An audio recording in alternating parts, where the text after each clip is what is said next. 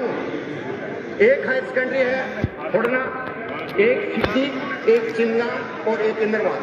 उसकी feasibility report भी director साहब के पास पहुंची है कि कितनी दूरी है, कितनी स्ट्रेंथ है। तो मैं चाहता हूं कि अगर गवर्नमेंट के पास एफिशिएंट फंड्स नहीं है, अभी स्टाफ नहीं मिल सकता है, हमारे पास वहाँ हाई स्कूल में पीजी टीचर्स हैं, वो खोले एग्जाम कहीं और दे ताकि जो बच्चे वहाँ हमारे गरीब तबके के हैं वो 11th क्लास में एडमिशन लें। इसके अलावा सर मेरी 5 NTPSC हैं कॉन्स्टिट्यूंसी में, कुछाल, इंदरवाल, सिगदी और चिनगांव। 5 के 5 डॉक्टर के बगैर खाली हैं। 2-2 पोस्टें डॉक्टरों की NO या सुपरवाइजर NTPSC चला रहे हैं।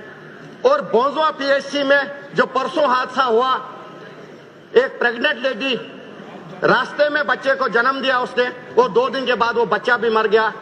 मैं चाहता हूं कि अगर गायनिक डॉक्टर नहीं है तो कम से कम एक लेडी डॉक्टर PSC में तैनात किए जाए वहां, ताकि जो प्रेग्नेंट हमारी माएं बहनें होती हैं उनको वो चेकअप टाइम पे करे और आने वाले लोगों की जिंदगी जो है, बच्चों की जिंदगी सेव हो जाए। ये रहा कॉन्स्टिट्यूंसी। आगे मैं और बोलूंगा, पहले मैं मुबारक करता हूं सारे MLA को।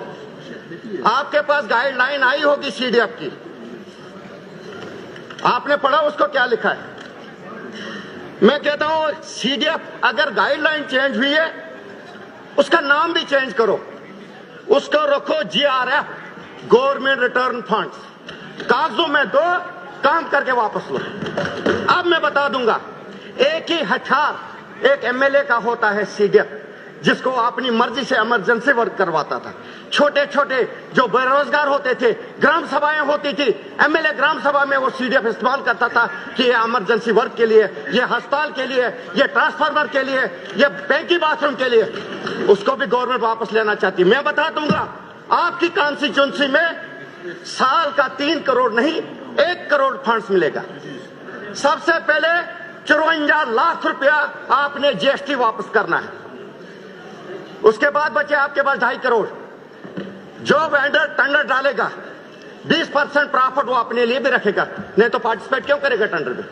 हो गए 60 लाख, वो भी हो गया 1 करोड़ 10 लाख, वहीं पे खत्म। जब जब टेंडरिंग प्रोसेस होता है, कोई वो ठेकेदार नहीं है छोटा जो 50% डोन टेंडर नहीं देता है। 50 दे रखो 40, इसका मतलब 1 करोड़ वहां से भी खत्म हो गया। आपकी कॉन्स्टिट्यूंसी में 1 करोड़ रुपया पहुंचेगा, उसको टेंडरिंग प्रोसेस कहते हैं। आइए, मैं वादा करता हूं आप 3 करोड़ तक हमें फ्री हैंड दीजिए, हम अपनी मर्जी से डेवलपमेंट करवाएंगे। और जो आपका टेंडरिंग प्रोसेस है उस काम को भी देखिए, और जो हम करवाएंगे अपने सामने ग्राम सभा करके उसको भी दीजिए। किसमें क्वालिटी अच्छी होगी, अगले साल फैसला लो कि CDF का क्या करना है। प्यारेलाल जी, ग्रांट्स पर बोले ना, जो आज की ग्रांट। नहीं सर, यही तो हमें क्या करना है ग्रांट्स पर सर, ये मसला ही सबका है। हमने एजुकेशन को भी देना है, हेल्थ को भी पैसा देना है। तो सर इससे बेटर है कि 270 करोड़ रुपया साल का सब MLA का आएगा जम्मू कश्मीर में। ये फाइनेंस वालों के बच्चे शायद यहां नहीं पढ़ते, शायद हिंदुस्तान से बाहर पढ़ते हैं, तभी उनको गरीबों की समझ नहीं आती है। करिए 270 करोड़ हमें नहीं दीजिए, एक पॉलिसी बनाइए। जिन गरीब बच्चों के, हम बेरोजगार पढ़े लिखे बच्चों की मदद करना चाहते हैं, बनाइए पॉलिसी, उसमें उनको अप्लाइमेंट दीजिए। हमें नहीं चाहिए CDF, हम ऐसे रहेंगे। अगर आप बेरोजगारी को खत्म करना चाहते हो तो कम से कम हमें भी कुछ हथियार दो जिससे हम इस्तेमाल करें। रहा नरेगा की बात, नरेगा भी आप बंद करने के तगार पे हो।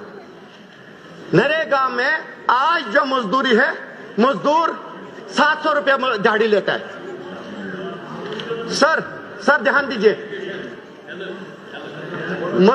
मजदूर 700 रुपया आज रेट लेता है जिनका। पहले नरेगा में क्या होता था, सुने, पहले नरेगा में क्या होता था सर, एस्टिमेशन की जाती थी कि इस पक्का पद का 5 लाख एस्टिमेट है।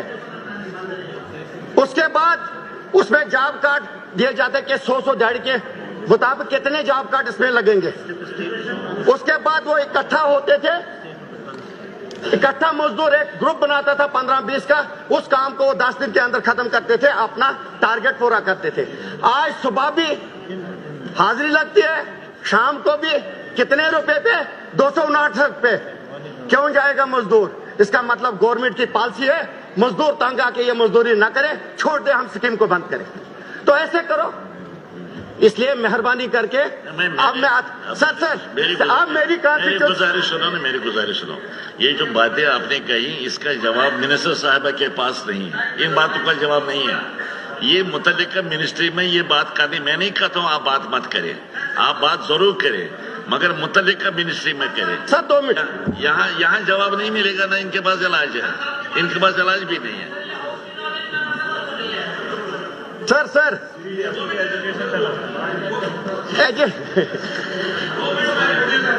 आप खुद बोलो सर ये तो रहा जो हमारी मुसीबतें हैं। अब एजुकेशन पे जितने भी स्कूल अपग्रेड हुए हैं, मिडिल से हाई से हाई सेकेंडरी, बगैर स्टाफ सैंक्शन, बोर्ड लगाए गए हैं, टीचिंग नॉन टीचिंग स्टाफ है ही नहीं, अस्पताल खोले गए हैं, डॉक्टर है ही नहीं। तो मेहरबानी करके, और 15-15 किलोमीटर पे एक भी फर्स्ट एड सेंटर नहीं है गांव में, क्या जिंदगी बचेगी हमारी? हम चाहते हैं एक सर्वे किए जाए, एक पॉपुलेशन सिलेक्ट की जाए कि इस पॉपुलेशन पे एक मेडिकल सेंटर होना चाहिए, जरूरी है। हेल्थ और एजुकेशन पे हमारा ध्यान देना बहुत जरूरी है। तो स्टाफ ही नहीं है कहीं, तो बोर्ड लगाने से क्या फायदा है? तो मैं उम्मीद करता हूं कि मिनिस्टर साहिबा यहाँ है, इस पे थोड़ा सा ध्यान दे। ये 2 सेक्टर जो हमारे हैं, यही जिंदगी का एक हिस्सा है, इसमें हमें मदद करें और इस सिस्टम को ठीक करें। शुक्रिया। धर्मेंद्र कुमार बनियाल जी।